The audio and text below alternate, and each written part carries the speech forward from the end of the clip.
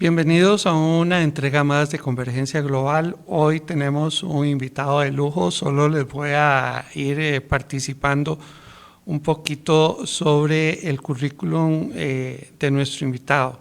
Su trabajo académico se centra en la educación superior y se soporta en un enfoque comparativo regional a nivel de América Latina y el Caribe mediante un análisis interdisciplinario desde varios campos analíticos: la educación, la economía, el derecho, la propiedad intelectual, la historia y las tecnologías de comunicación y la información. En el centro de sus investigaciones se localizan en las interrelaciones entre los cambios sociales y las múltiples transformaciones de la educación en América Latina en las diversas áreas de la educación superior.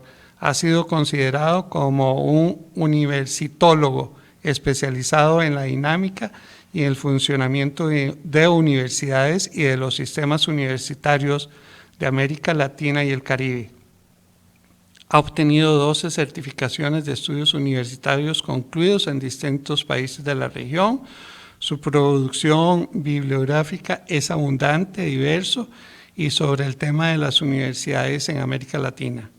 Hoy nuestro invitado es don Claudio Rama Vitale, docente, investigador, consultor, conferencista internacional, doctor en Ciencias de la Educación y en Derecho.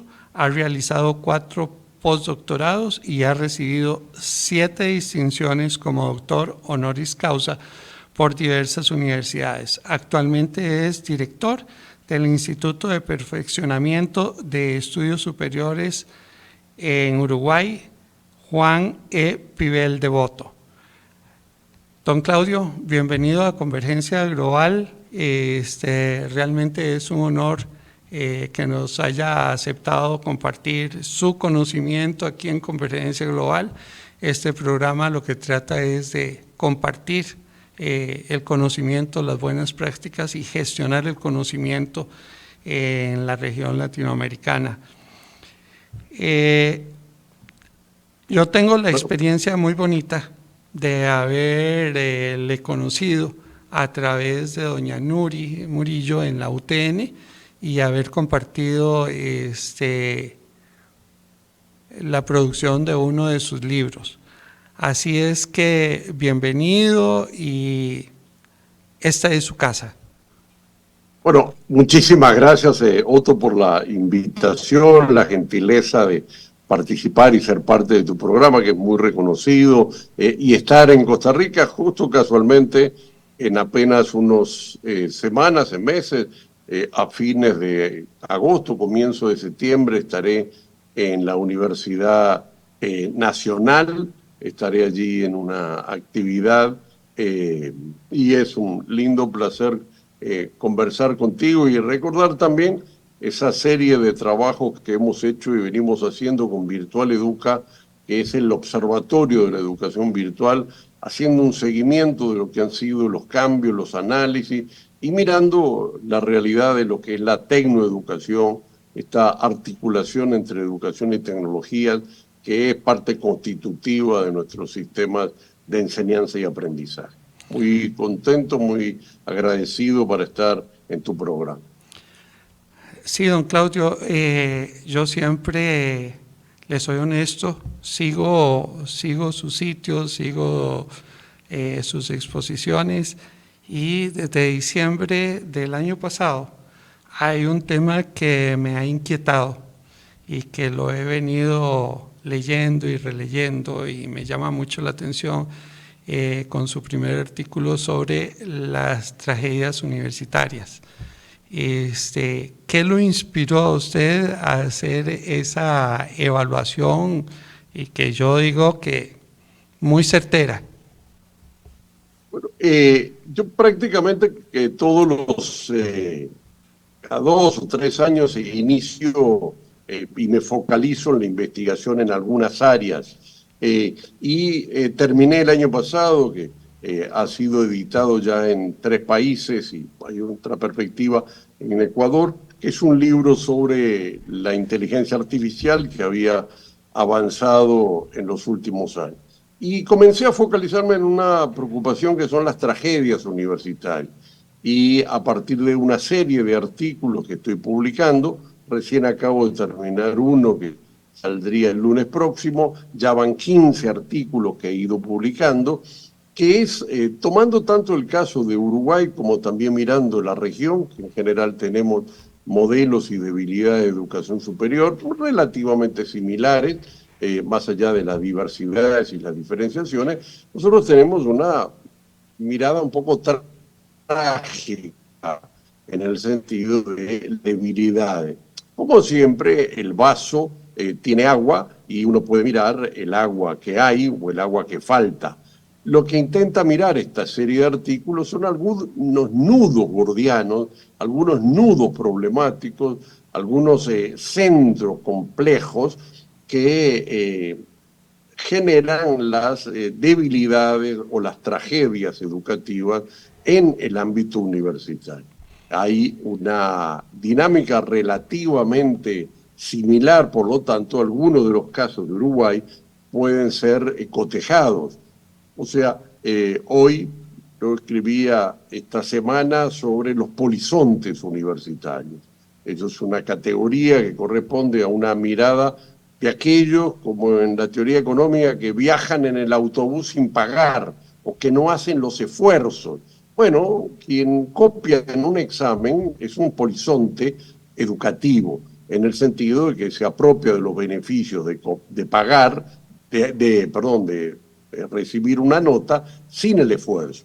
Los que falsifican títulos, aquellos que reciben potenciales espacios de cargo por la vía no de los méritos correspondientes, aquellos que entregan los trabajos académicos haciendo plagiarismo, aquellos que usan la inteligencia artificial sin referir a ella. Bueno, son diversos casos de plagiarismo, pero diversos casos de lo que yo llamo polizontes universitarios.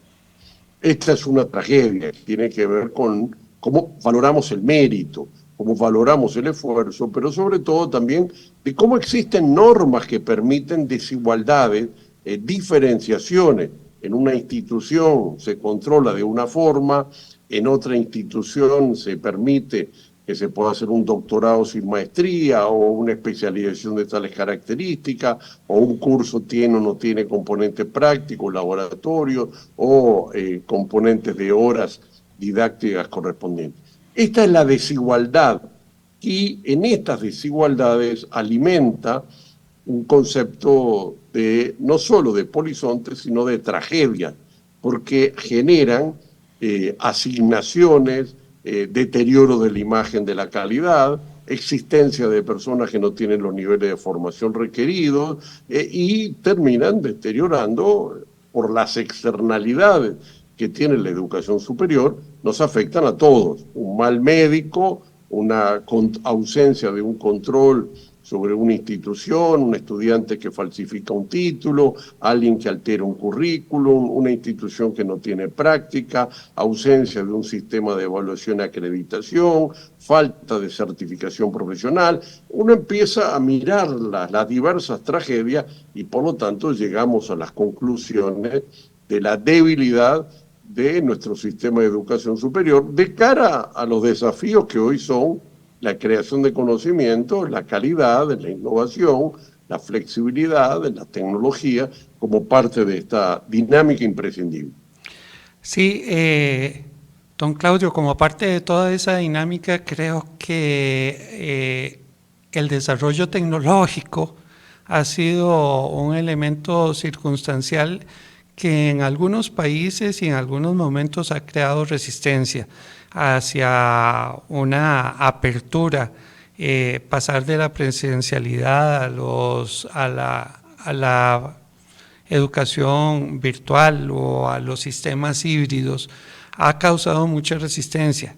Y pienso, no sé si estaré equivocado, mucha de esa resistencia vino asociada también a la baja conectividad, a la poca posibilidad y a las nuevas herramientas, porque en muchos casos las personas docentes no asumieron más allá de una alfabetización informática, y para entrar en ese modelo se necesitaba una alfabetización digital y mediática asociada a plataformas. ¿Qué le parece esa situación?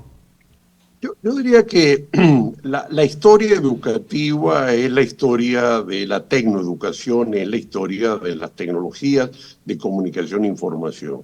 Nosotros llegamos a la posibilidad de transferir información, primero porque apareció el habla.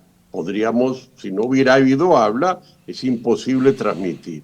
Apareció posteriormente la escritura y las primeras universidades chinas fueron aquellas que enseñaban por la complejidad de los caracteres chinos, pero era la preparación y era una enseñanza basada en el habla y la escritura, que hoy todavía se mantiene. Apareció posteriormente el libro y aquellas instituciones que pudieron o que avanzaron utilizaron el libro como un insumo en el proceso de enseñanza, la seminario de Gut, de Humboldt con el libro, o sea, ya no es el habla y la escritura, sino el uso del libro.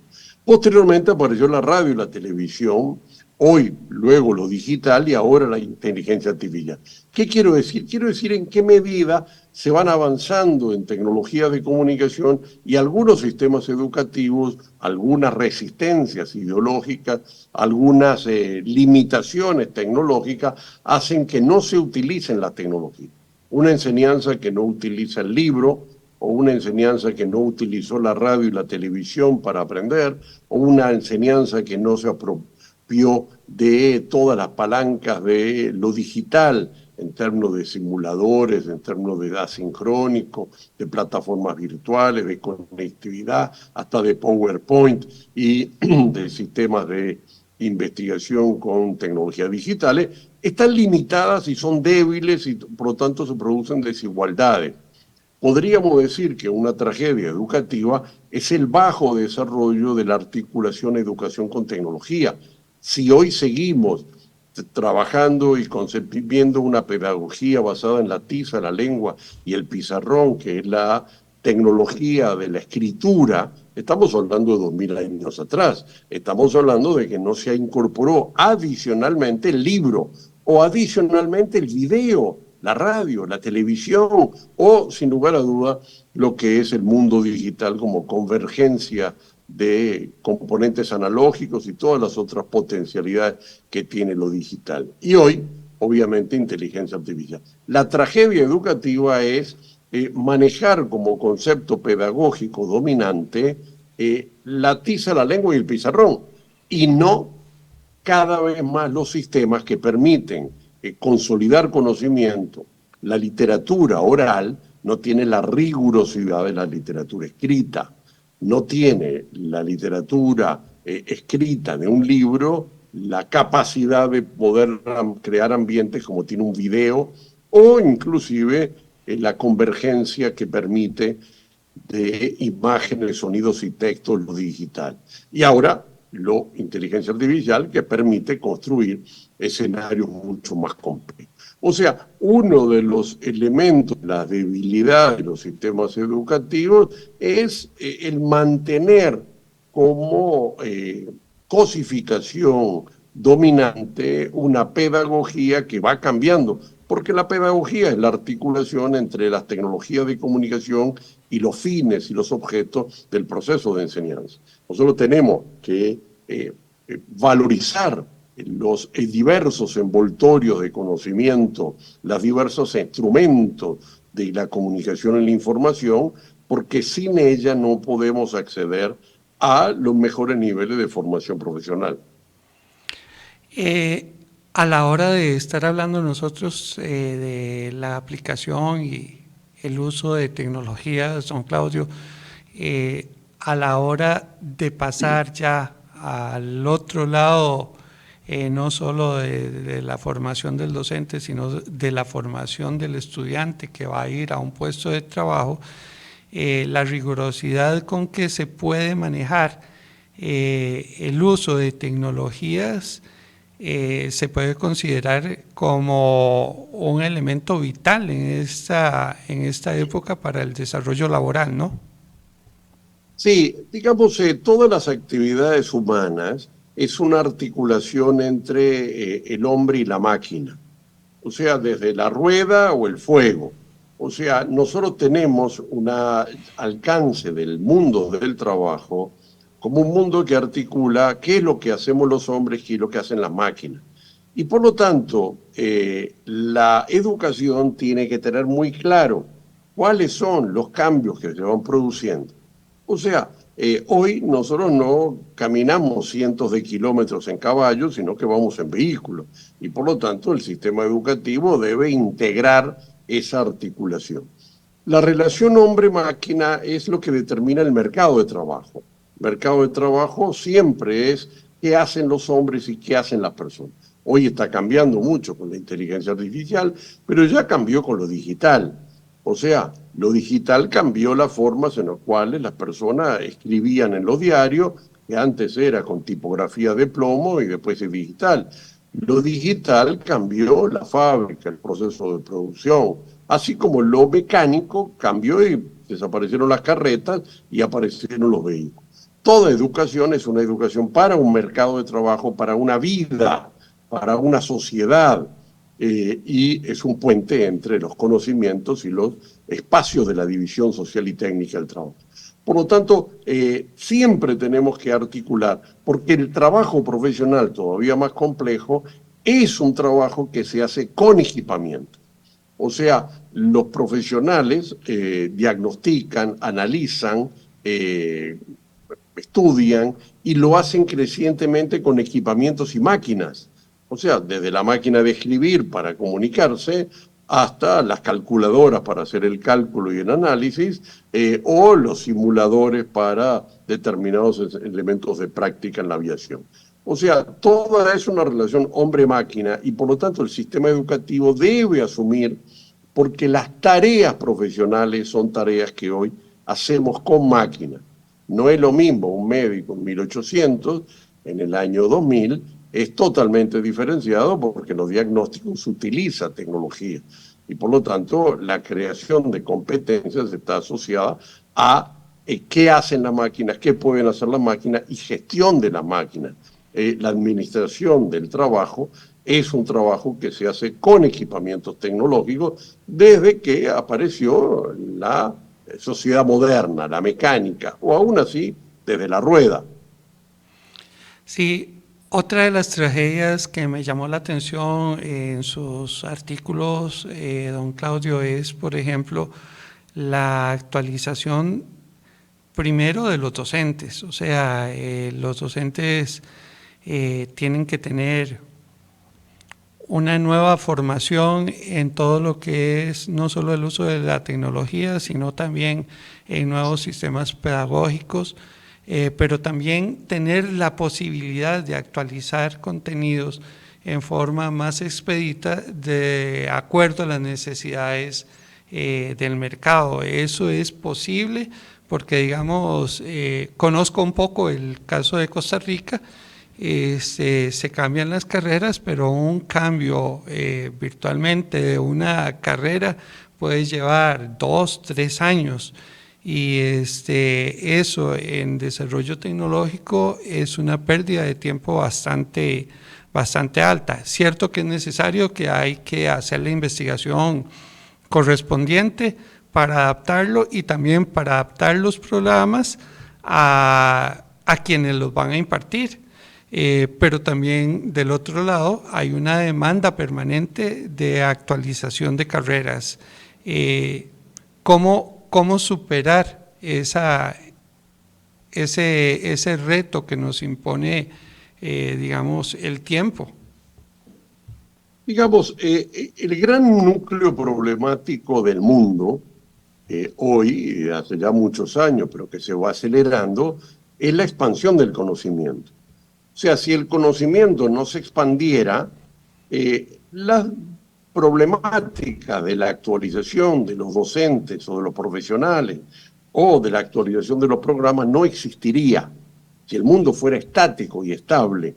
Pero esa no es la realidad. La realidad es que estamos en un aceleramiento de la expansión del conocimiento A medida que estamos manejando más tecnologías de comunicación e información, el conocimiento se expande mayor y hoy es una curva enorme, lo que implica el desarrollo del conocimiento medido por artículos, patentes, axiomas, teorías, correcto, producciones académicas.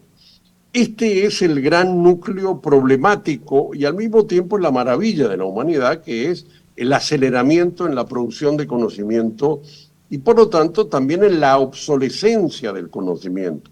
A medida que se crea nuevo conocimiento, el conocimiento anterior queda o obsoleto o directamente es un conocimiento de un nivel de especialización inferior respecto al nuevo. Esto obliga varias variables en el marco. Obliga a la actualización constante de los programas en una velocidad que muchas veces no es ni posible, pero también tenemos una tragedia que es la lentitud en la actualización de los programas, la lentitud en la actualización de los docentes o la ausencia de actualización de los docentes. Hoy el mundo tiene un volumen de conocimiento que no es posible de asimilar con el nivel del título de bachiller o de primaria. No es posible ni inclusive con el título universitario, sino que irrumpen los posgrados. A medida que hay más conocimiento, la cantidad de estudios requiere aumentarse, especializarse para poder gestionar cualquier tema en términos competitivos o en términos de alta calidad. Un médico ya no logra resolver, sino que hay un especialista, un perinonatólogo, un cardiólogo, un neurólogo que avanzan hacia las áreas de primera y de segunda especialización. Y por lo tanto, esos son las maestrías, los doctorados o los postdoctorados. Entonces, nosotros tenemos dos tragedias. Uno es la tragedia de la actualización docente. Esa es una tragedia, que los docentes no están actualizados. La otra tragedia es en general en los mercados de trabajo.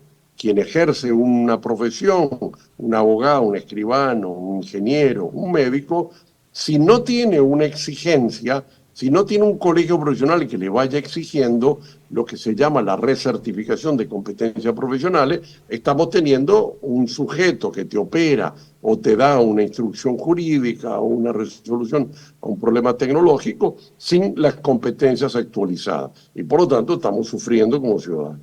Y el otro tragedia es de los programas de las instituciones educativas que no se incorporan no solo a los conocimientos nuevos, con bibliografía, con enfoques, con teorías, con paradigmas epistemológicos, sino también con las metodologías de enseñanza y siguen con las mismas metodologías de anteriormente. Un programa actualizado tiene formas nuevas, organizaciones nuevas, modalidades nuevas que es necesario. Y los sistemas están en esa materia débiles. En esa materia podemos encontrar una tragedia que es la baja actualización de los docentes, la baja especialización de los profesionales y la actualización, y también, obviamente, la baja actualización de los programas, que muchas veces, aunque se ponen 2 o 3 o 4 años, la burocracia ya para aprobar un programa. Y eso hace el desequilibrio entre el conocimiento cuando se pensó el programa, después se formuló, después se analizó, se buscó docente, se hizo el programa, se presentó a la autorización, se presentó a la regulación. Pasan 4, 5 o 6 años hasta que al final, cuando el programa se comienza a ejecutar y los estudiantes se empiezan a inscribir, van a pasar 4 años hasta que egresen y al final tenemos 10 años entre las teorías y los sustratos y los basamentos del programa y el inicio del mercado laboral. Y esos conocimientos han cambiado y se han vuelto obsoletos. Sí, don Claudio, otra de las tragedias que usted menciona es, por ejemplo, que hoy el mercado laboral, con esa dinámica con que se desarrolla actualmente, exige también los centros universitarios una mayor rigurosidad en investigación, en innovación y en desarrollo. Y la tragedia es que pienso yo, en la mayoría de las universidades o en la mayoría de los estados,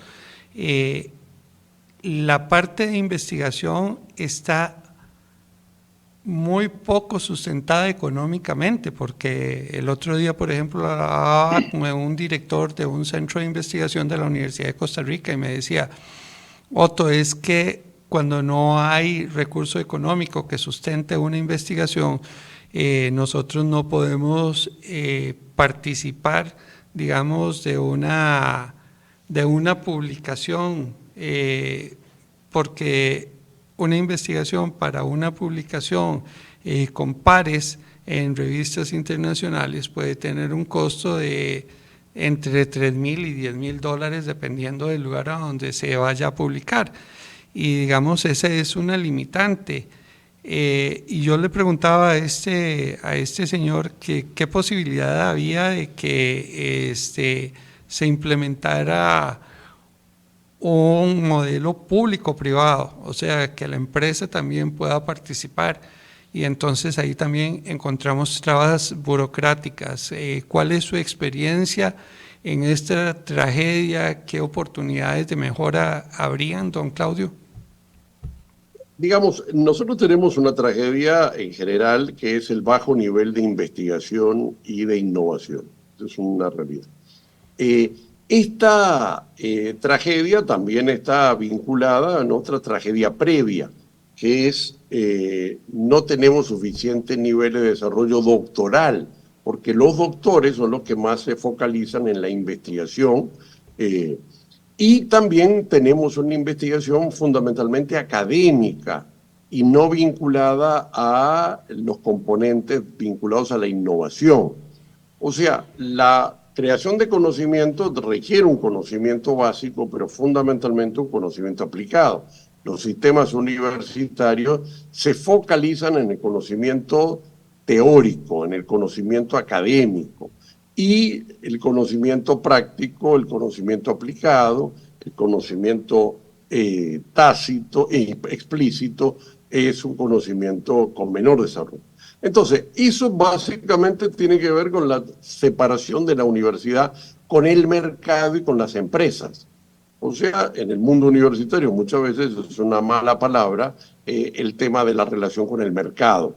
Y es visto como si el mercado fuera no el mercado del intercambio y las demandas, sino como el logro del capitalismo. Ahí hay una mirada un poco ideológica del mercado, que no es la mirada inclusive de los clásicos de la teoría marxista, en el cual consideraban el mercado como el lugar del trueque, digamos, parte de la división social y técnica del trabajo.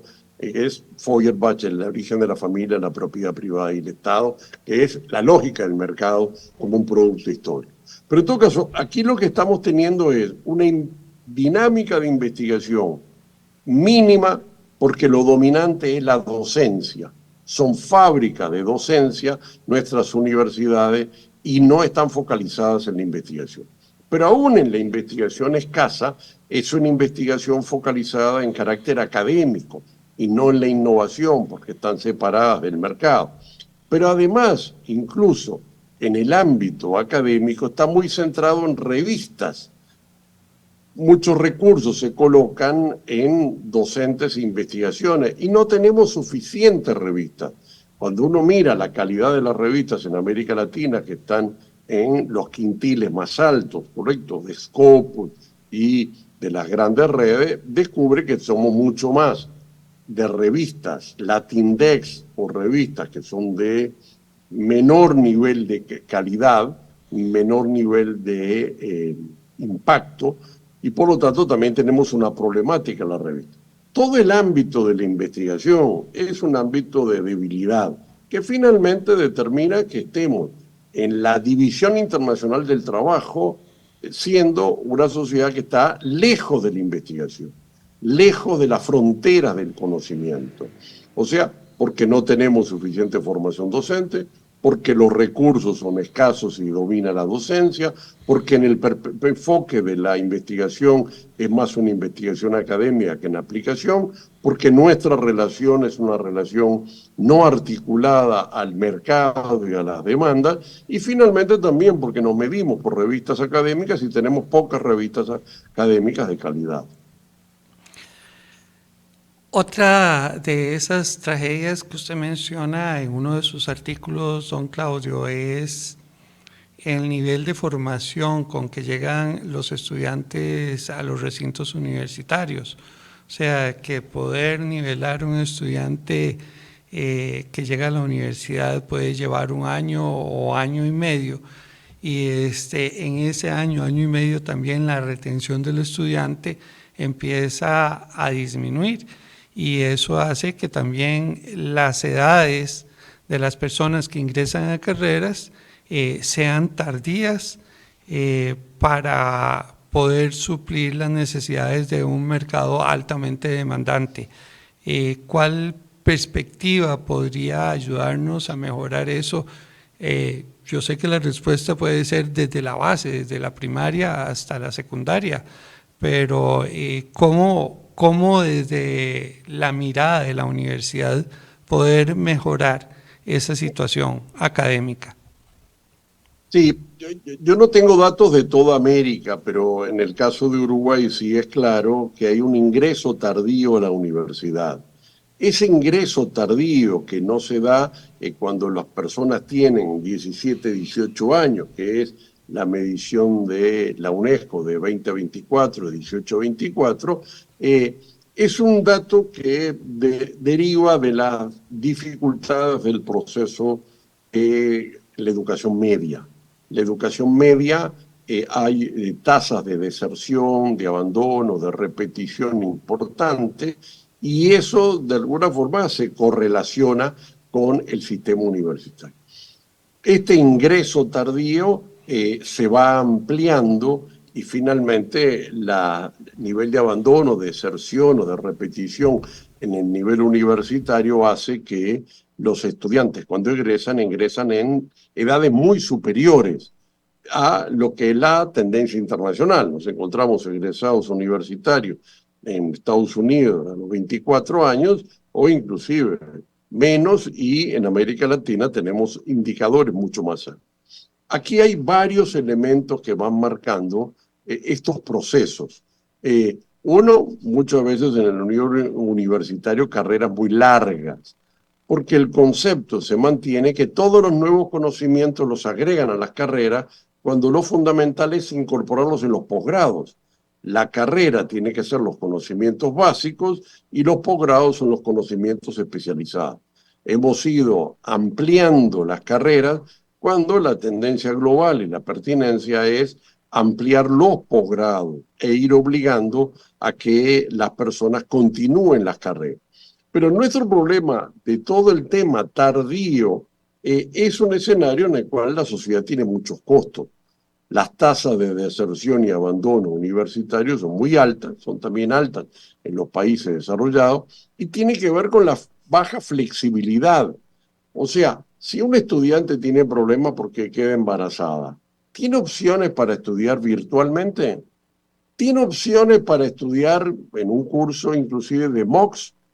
¿Tiene la posibilidad de que si no logró adquirir las competencias pueda tener algunos reforzamientos a través de sistemas automatizados o bibliotecarios o de tutoría? O sea, hay un tema de cómo la atención universitaria o la atención de los sistemas educativos debe ir siendo cada vez más flexible y personalizada. Y eso implica un aprendizaje mucho más basado en recursos de aprendizaje. O sea, basado en video, basado en películas, basado en libros, basado en simuladores, basado en textos, basados en procesos. Más allá de también basados en la autoinvestigación. Yo muchas veces me pregunto, ¿cuál es el objeto de la educación? Inclusive lo llevo a la salud. ¿Cuál es el objeto de la salud? El objeto de la salud sería que no tengamos que ir a los médicos, sino que nos podamos nosotros ir curando permanentemente, autodiagnosticando con equipamientos, y el objeto de la educación sería el autoaprendizaje, que es la enseñanza permanente, como Matilde, la película Matilde, la niña que va a la biblioteca, ve los libros y ha logrado una cultura de la educación, una cultura del aprendizaje, una cultura del mérito de la enseñanza. Yo creo que nuestros sistemas educativos son muy rígidos y es en la rigidez que permite y produce el regreso tardío, porque los estudiantes no tienen caminos diferenciados para acelerar, para ingresar a otras perspectivas de carreras. O sea, nos faltan muchos estudios terciarios. Pensemos en Estados Unidos, el sistema universitario no es todo Harvard, es muy diferenciado y tiene muchos colleges. Los colleges o institutos tecnológicos, nosotros en América Latina tenemos muchos menos, o más bien prácticamente la perspectiva terciaria o tecnológica o técnica es muy escasa. Creo que tenemos un sistema muy rígido, muy poco flexible, muy homogéneo, cuando la realidad individual de la persona es diferenciada.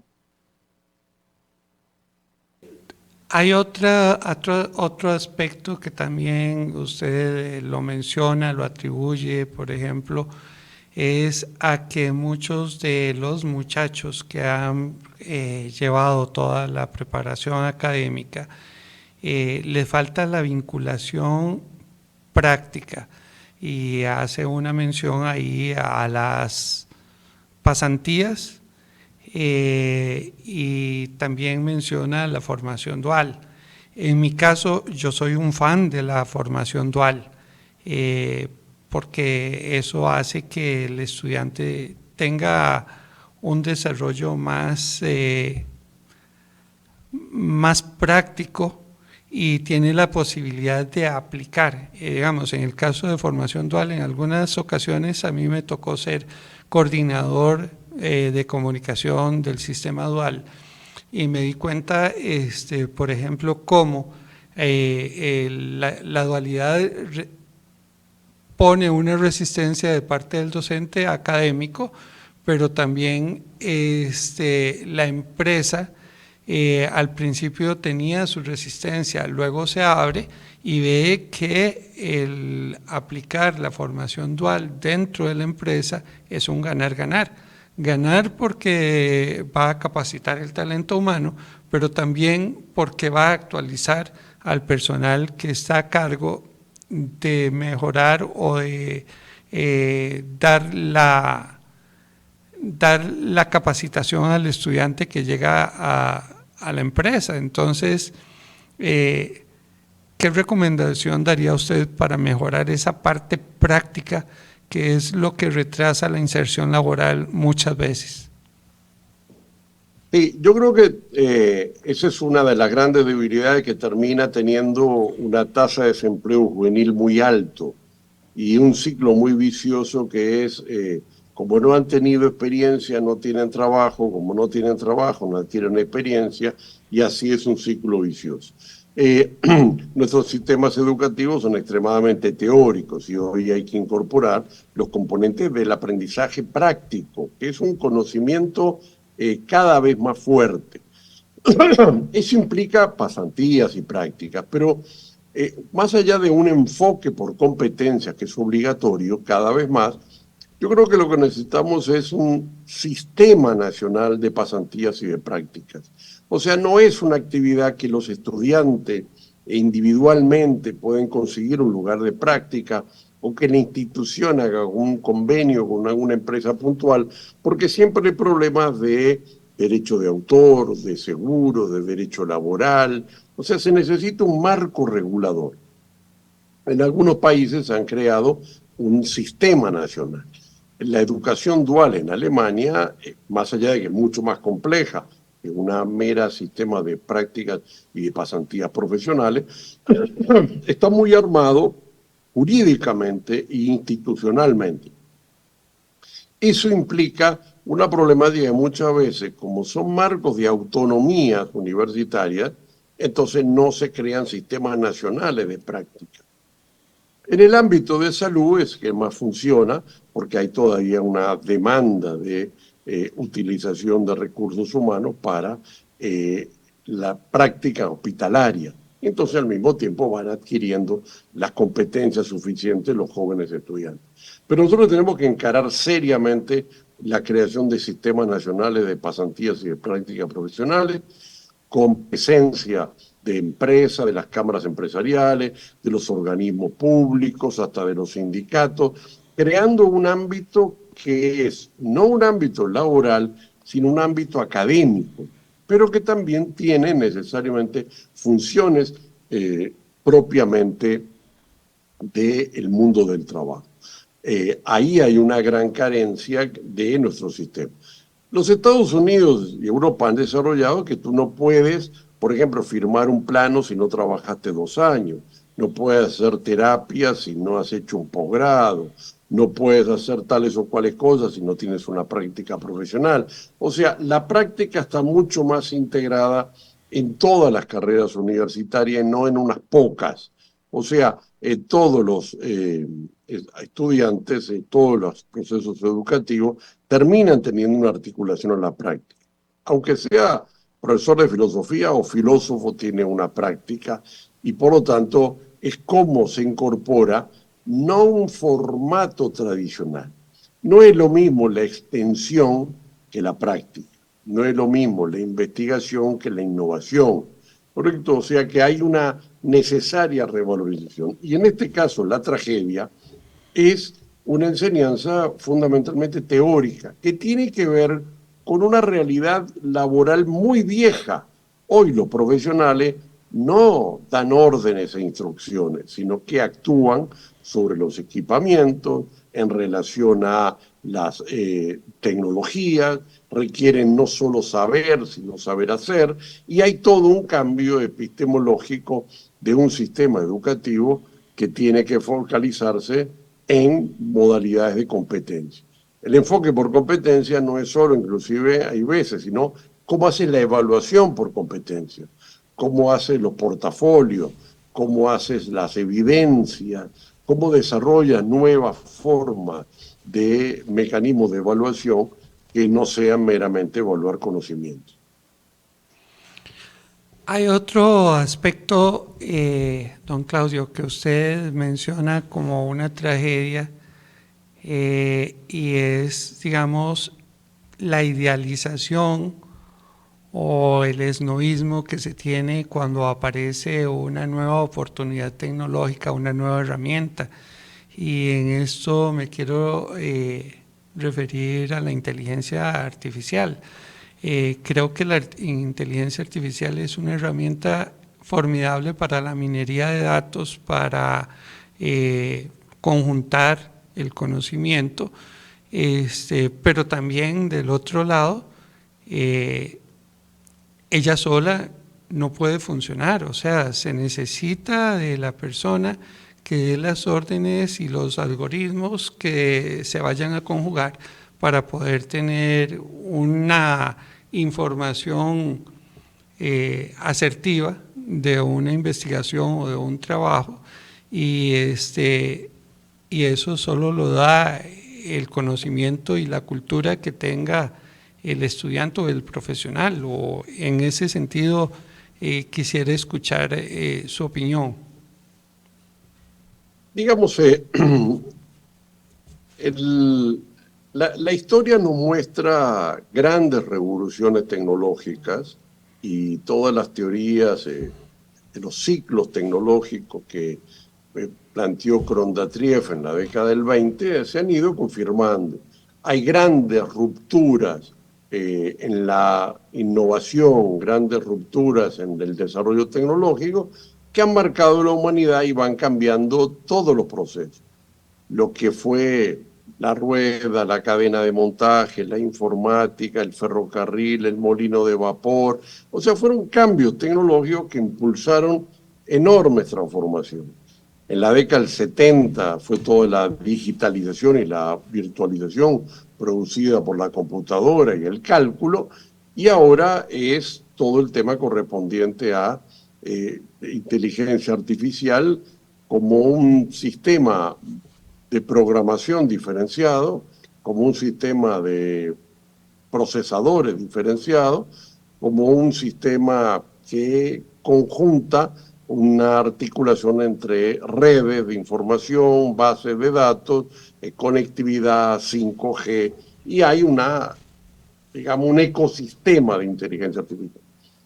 Nosotros estamos recién en los inicios, pero esos inicios ya han marcado claramente algunas de las pautas y van a cambiar muchísimas cosas, como cambió la cadena de montaje en 1930 con la irrupción de los coches y el Fordismo, o como cambió en la década del 70 y 80 la informática que informatizó casi todos los sistemas. Tenemos que prever las revoluciones tecnológicas y las irrupciones.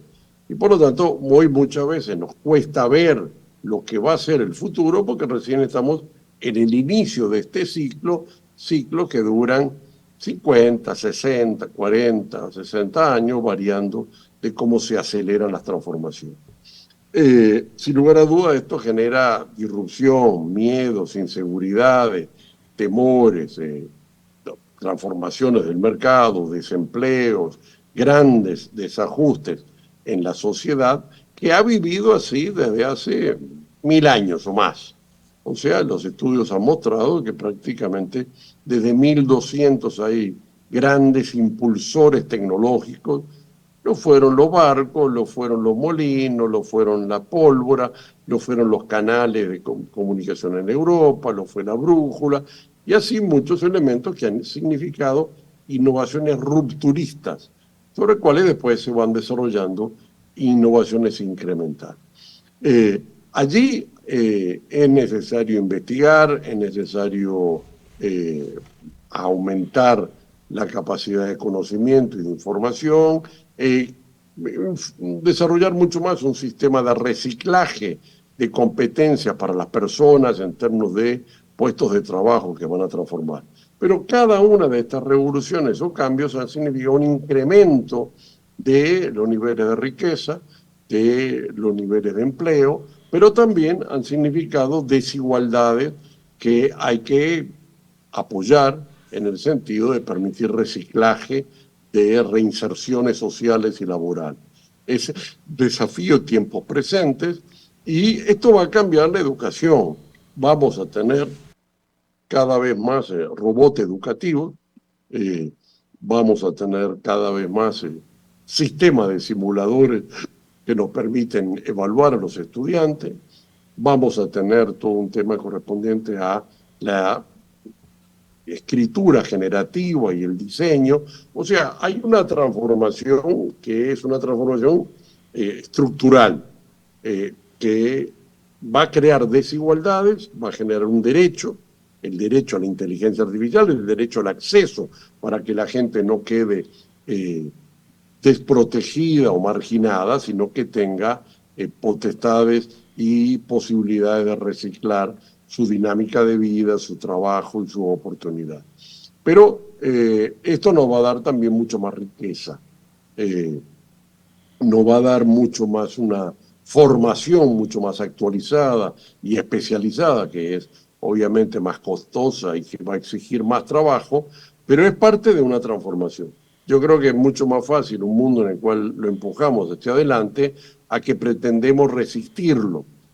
Y hoy el tema es como en la cadena logística en nuestros países, así como Costa Rica hace ya muchos años colocó toda la producción de Intel y tuvo una enorme infraestructura de Intel, hoy es como se puede avanzar a todos los componentes de los semiconductores, a los componentes del trabajo vinculado al diseño de los semiconductores, al diseño de todas las obleas. Hay un enorme nivel de actividades que estamos viendo miles de empresas y negocios y que en América Latina nos estamos quedando fuera.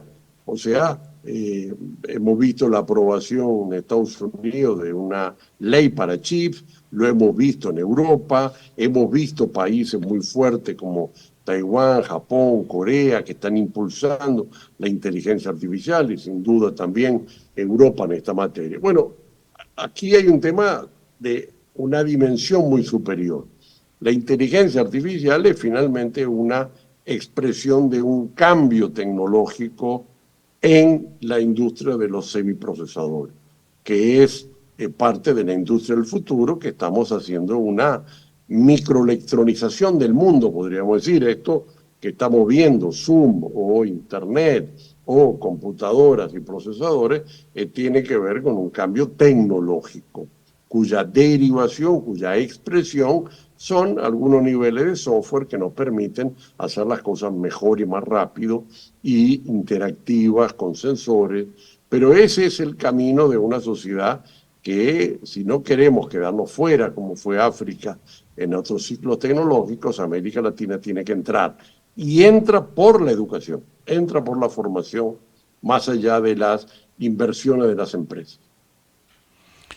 Don Claudio, muchísimas gracias por todas esas aprendizajes que hemos compartido el día de hoy de cómo ir superando estas tragedias y ponernos al servicio de una universidad más dinámica, más incorporada al mercado laboral y por supuesto a ir creando más innovación y más investigación para la competitividad. Muchísimas gracias por haber estado con nosotros, ha sido un honor poder tenerlo en Convergencia Global y ya que nos contó por ahí de que pronto va a estar en Costa Rica, sea muy bienvenido y siempre es un honor contar con su consejo, con su conocimiento, con sus consejos, o sea, muchísimas gracias. Muchas gracias a ti, Otto, muchas gracias a tu programa, la posibilidad de compartir con la comunidad tica que tanto aprecio, tanto estimo. He estado muchas veces en Costa Rica, trabajé en la UNESCO allá en los 90 y por lo tanto es un país que lo veo siempre con mucha dinámica, con mucho impulso, con mucha vocación de mejorar y sin lugar a dudas tener un programa educativo como el tuyo es una muestra de ello. Bueno, nos veremos en la Universidad Nacional en unos pocos meses. Muchas gracias de nuevo por esta gentileza y la invitación de participar desde aquí, desde Uruguay, desde el Instituto de Perfeccionamiento de la Educación Superior que me ha tocado dirigir, estar aquí contigo. Muchas gracias. Bueno, que tenga muy feliz día. A todas las personas que nos siguen en redes sociales, les damos las gracias por seguirnos y por aprovechar todo este intercambio de conocimientos y les instamos a seguir la próxima semana con una entrega más en Convergencia Global y por Radio Costa Rica. Que tengan muy feliz semana.